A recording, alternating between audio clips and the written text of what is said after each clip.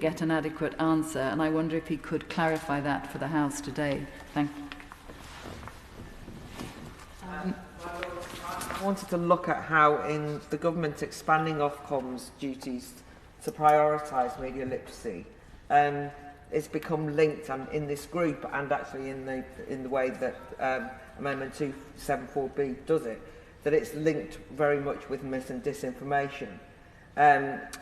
According to the amendment, there has to be an attempt at establishing accuracy, authenticity of content, and to understand the nature and the impact of disinformation and misinformation, and then to quote, reduce their and others' exposure to it.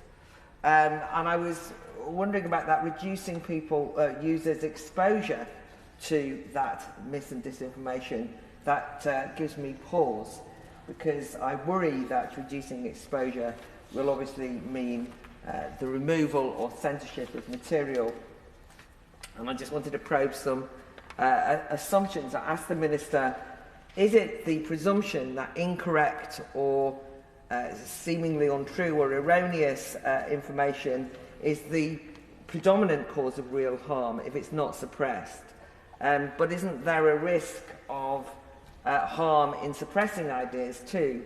I mean, apart from the fact that historically heretical scientific and political theories were seen as misinformation and now are conventional wisdom, but in the suppression in the contemporary period, is there a danger that that will create mistrust, encourage conspiratorial thinking, people saying what you've got to hide, and so on? I wanted to kind of push this by probing Amendment 269AA in the name of Lord Clement Jones, which itself is a probing amendment as to why Ofcom's Mis and Disinformation Committee is not required to consider the provenance of information to help empower users to understand whether content's real or true and so on, rather than the wording at the moment, which is accuracy and authenticity. And I suppose the reason I kind of, when I saw that word provenance, I kind of stopped for a moment, was because I think in all the debates that are going on in society about mis and disinformation, excellent provenance can't necessarily guarantee truth.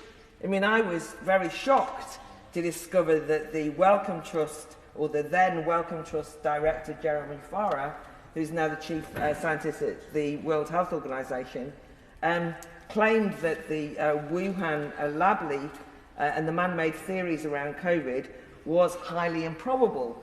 And we now know the facts that actually emails from Jeremy Farrar, and the reason I was shocked, by the way, is because I'm a great fan of the Wellcome Trust and of Jeremy Farrar's work in general. But we found out that there were emails in which there was a conscious bending of the truth that led to the editing of a scientific paper, a letter in a Lancet, which has proved to actually have been spun in a way as to give wrong information. When such issues like the Wuhan lab leak was raised by Matt Ridley recently of this parish, I don't know if his provenance would count, but it was dismissed as some kind of racist conspiracy theory. So I'm just not sure that it's that clear that you can get provenance right. And we know from the Twitter files that the Biden administration lent on social media companies to suppress the Hunter Biden laptop story that was in the New York Post, and that was described as Russian disinformation. We now know actually that that was true.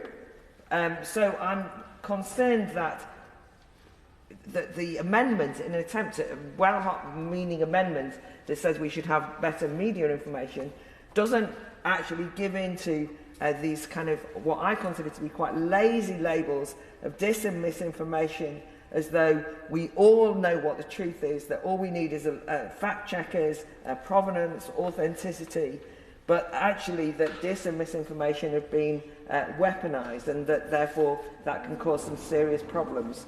So can the Minister really clarify whether the clause on media literacy is a genuine positive attempt at encouraging people to know more, or whether it itself becomes part of a kind of information war that's going on offline that's actually not going to help users at all. It's just going to confuse things.